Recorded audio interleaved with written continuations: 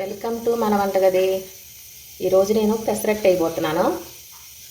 2 కప్పులు పెసలు, 1 కప్పు బియ్యం నైట్ నానబెట్టుకున్నా. దానికి కావాల్సిన ఇంగ్రీడియంట్స్: కడిగి పెట్టుకున్న కరివేపాకు, అల్లం ముక్కలు, కొత్తిమీర, పచ్చిమిర్చి, ఉల్లిపాయ ముక్కలు. ఇవన్నీ కలిపి నేను మిక్సీ పట్టుకుంటాను. మిక్సీ పట్టుకున్నా నానబెట్టుకున్న పెసలు, బియ్యం.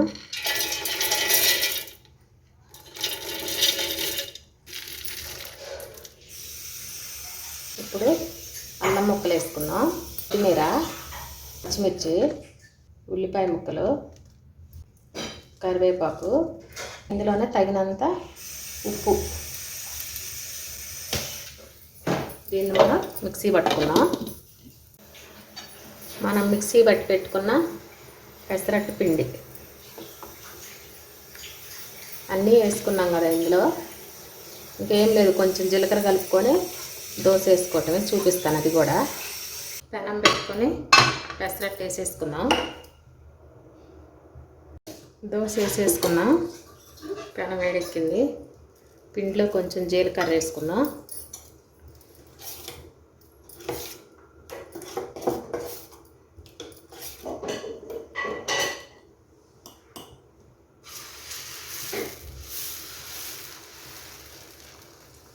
కరివేపాకు, కొత్తిమీర మన ఆరోగ్యానికి మంచిది. పెసరట్టు మంచి కలరు వచ్చుద్ది.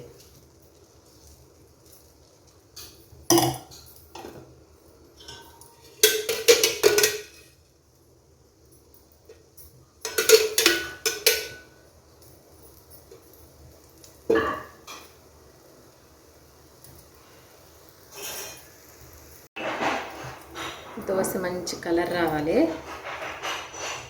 తిరగేసుకుందాం.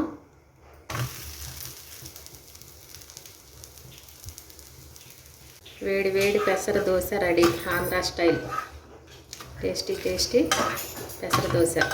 కొబ్బరి చట్నీ చేసుకుందాం.